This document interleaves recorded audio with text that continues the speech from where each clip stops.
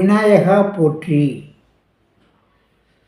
12 ராசிகளுக்கும் வருமுன் காக்கும் வழிமுறைகளை பார்த்து வரும் வரிசையில் கும்பம் ராசிக்கு இப்பதிவில் வருமுன் காக்கும் வழிமுறைகளை பார்ப்போம். அதாவது நமது ஜோதிட ஞானிகள், ஞானத்தால் அறிந்த ஞானிகள், முன்னோர்கள், ஜோதிட ஆசான்கள் கூறி சென்ற வழிமுறைகளின் அடிப்படையில் நீங்கள் கடுமையான பாதிப்பு காலங்களில் எவ்வாறு செயல்பட்டு அதிகமான அசுபத்தன்மையிலிருந்து உங்களை பாதுகாத்து கொள்ள முடியும் என்ற வழிமுறைகளை இப்பதிவில் விளக்கமாகவே பார்ப்போம்.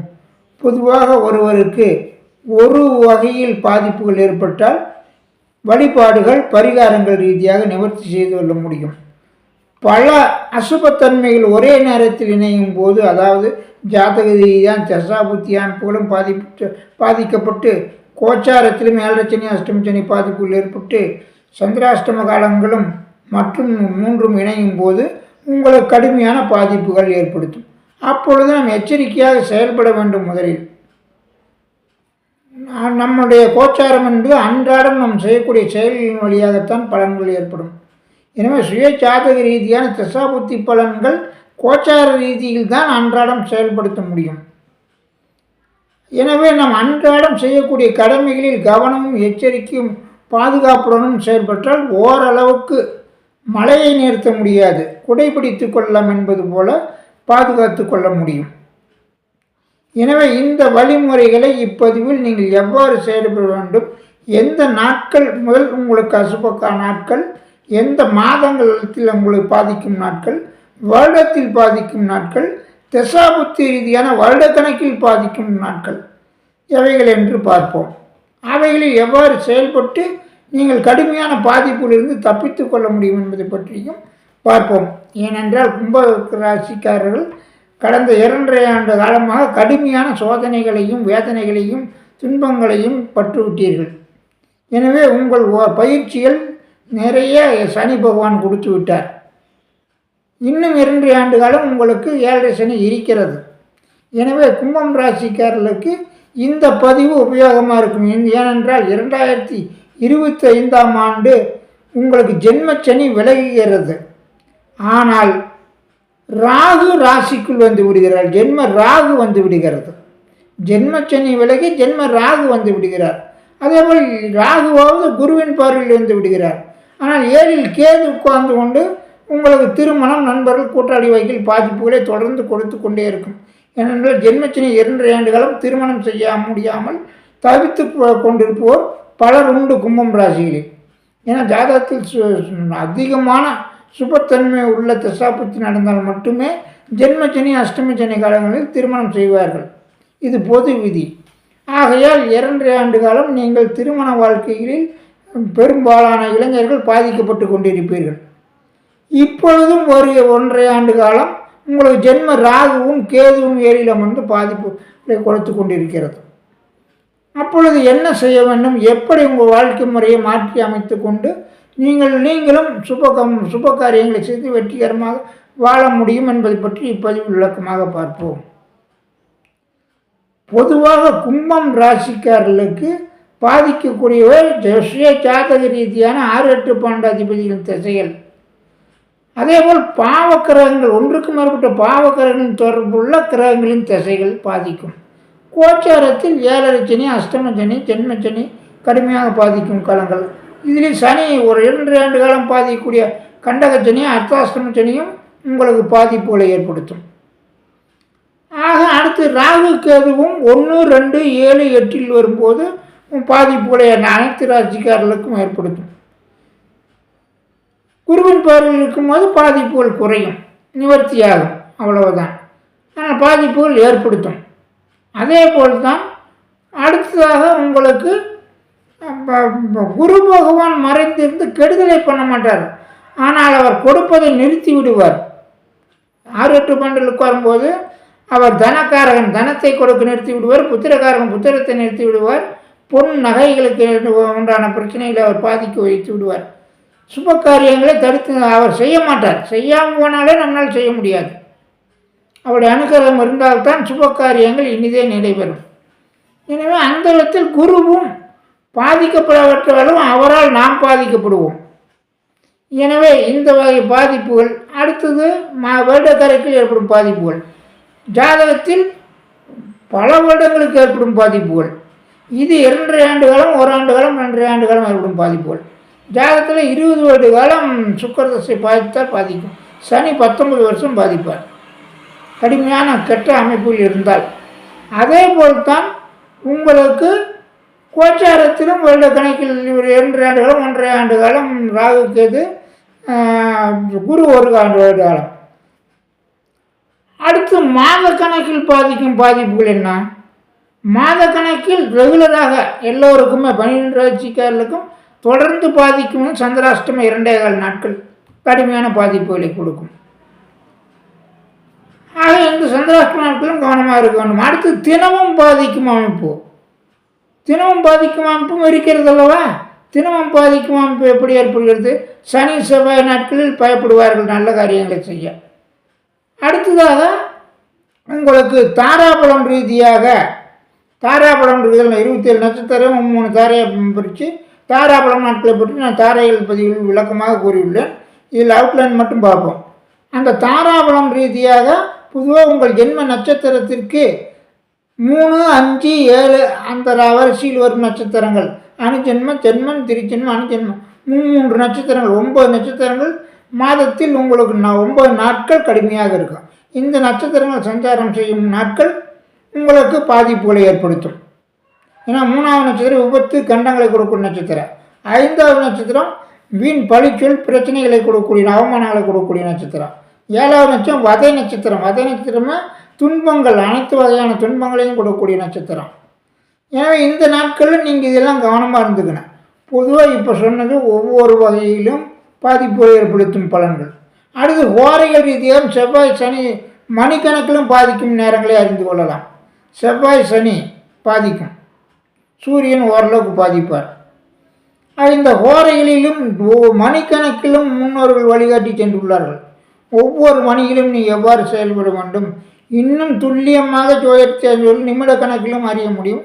அது உங்களுக்கு சொன்னால் புரிய முடியும், விளக்கம் அதிகமாக தேவைப்படும்.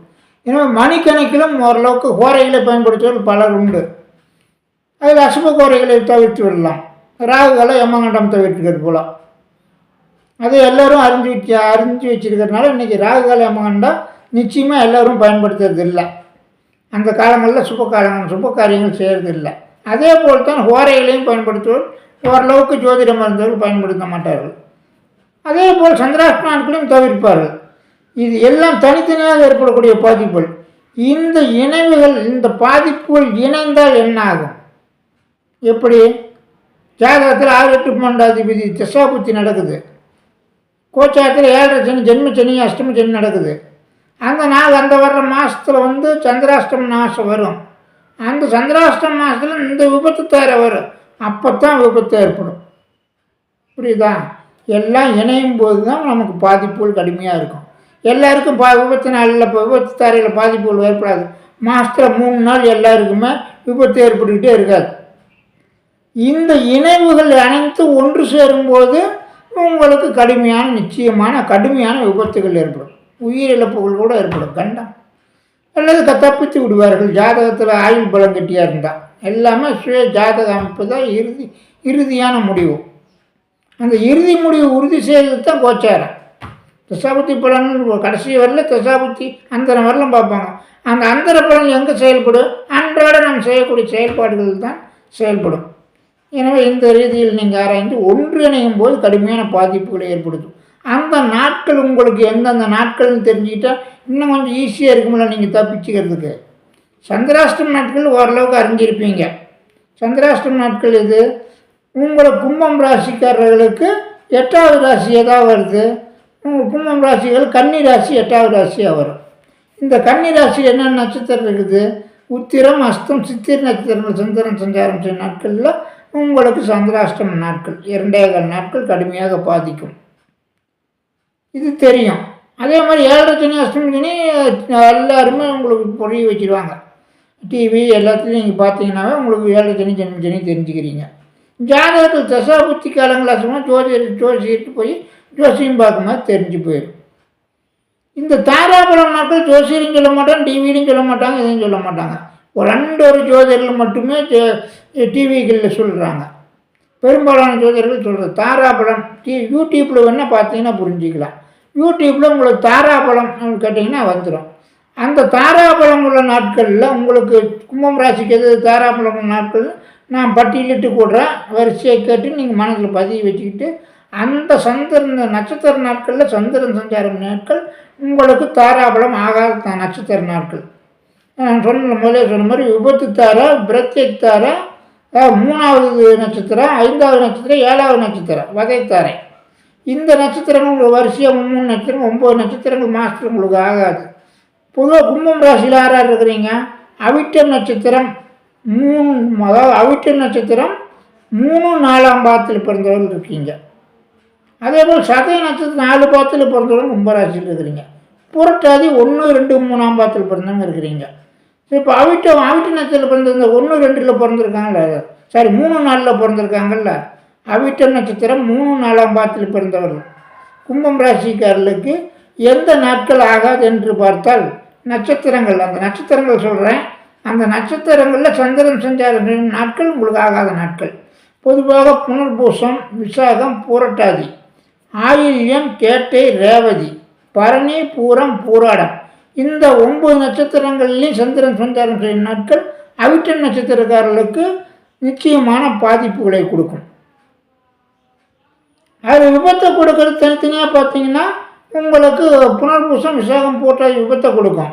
அடுத்தது ஆயில்யம், கேட்டை, ரேவதி உங்களுக்கு காரியத்தடைகள், பழிச்சொல், வீணாட, எதிர்த்தன்மை உள்ளவங்களை பழி வாங்கலாங்கிற எண்ணம், இந்த மாதிரியெல்லாம் கெட்ட பல விளைவுகளை கொடுக்கும். அடுத்தது அதிகமான கஷ்டங்கள், காரிய தடைகள் ஏற்படுத்துகிற நாட்கள் பார்த்திங்கன்னா பரணி, பூரம், பூராடம், இதை கணக்கு வச்சுக்கிட்டு நீங்கள் புரிஞ்சுங்க. அடுத்ததாக சதய நட்சத்திரக்காரர்களுக்கு பார்ப்போம். சதய நட்சத்திரக்காரர்களுக்கு பூசம், அனுசம், உத்திரட்டாதி விபத்தை கொடுக்குற நட்சத்திரம்.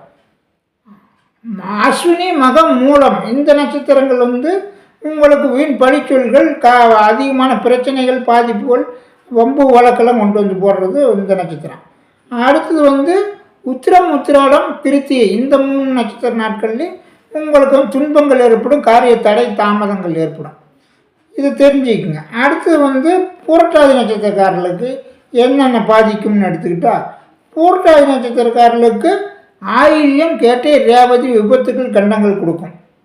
அதே போல் பரணி, பூரம், பூராடம் நட்சத்திரங்கள் உங்களுக்கு வீண் பழிச்சொல்கள், வம்பு வழக்கு, தேவையில்லாத அசிங்கங்கள், அவமானங்கள் ஏற்படுற நாள்.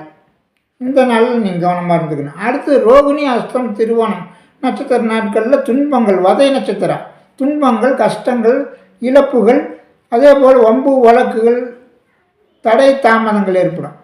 இந்த நாட்கள்லையும் நீங்கள் கவனமாக இருந்துக்கிறது. அந்த 9 நாட்களையும் ஒவ்வொரு நட்சத்திரக்காரர்களையும் கவனமாக இருந்துக்கிட்டு செயல்படுங்க. அதுலேயும் முக்கியமாக நான் முன்பு சொன்ன மாதிரி அனைத்து பசுப காலங்களும் இணையும் போது கடுமையான பாதிப்புகள் வரும். இப்பொழுது கும்பம் ராசிக்கு ராகுவின் பாதிப்பும் இருக்கிறது, சனியின் பாதிப்பும் இருக்கிறது, ஆனால் குரு பலம் இருக்கிறது. பாதிப்புகள் ஏற்பட்டு அவர் நிவர்த்தி செய்வார் இந்த வருடம், ஆனால் அடுத்த வருடம் அது செய்வதற்கு வாய்ப்பில்லை. ஆனால் கேதுவினால் பாதிப்புகள் ஏற்படும் போது குரு பார்வை இல்லை, எனவே கொஞ்சம் பாதிப்புகள் கடுமையாக இருக்கும். எனவே நீங்கள் இந்த காலங்களை அறிந்து கொண்டு உங்களுடைய அசுப காலங்கள் இணையும் நாட்களையும் அறிந்து கொள்ளுங்கள். முக்கியமாக இந்த தாராபலம் நாட்களில் நீங்கள் எந்த காலத்திலும் கொஞ்சம் ஜாக்கிரதையாக செயல்பட்டால்தான் கடுமையான பாதிப்புகள் உங்களால் நிவர்த்தி செய்து கொள்ள முடியும். சந்திராஷ்டம நாட்களிலும் கடுமையான பாதிப்புகள் இந்த நாட்கள் ஒரு நட்சத்திரம் வரும். அந்த நாட்களில் நீங்கள் கவனமாக இருந்துங்க. அது புரியாதவங்க தனியாக உங்கள் சுய ஜாதக ஆய்வு செஞ்சு எங்கிட்டையும் பார்த்து தெரிஞ்சிக்கலாம், இல்லை வேறு ஜோசியர்கிட்டையும் தெரிஞ்சு நீங்கள் அதை மாதிரி தெரிஞ்சுக்கங்க. உங்களுடைய டைம் இப்போ எப்படி இருக்குங்கிறத ஒரு 6 மாத காலத்துக்காக ஒரு முறையாவது ஜோசியை பார்த்து தெரிஞ்சுக்குங்க. அன்றாடம் நடக்கூடிய செயல்பாடுகளை என்ன போன்ற பதிவுகள் தெரிஞ்சுங்க. என்னை கான்டாக்ட் பண்ணாலும் உங்களுக்கு விளக்கமாக சொல்கிறேன். எனவே கவனமுடன் செயல்பட்டு வாழ்க்கையை வளப்படுத்துங்கள். வாழ்க வளமுடன். வாழ்த்துக்கள்.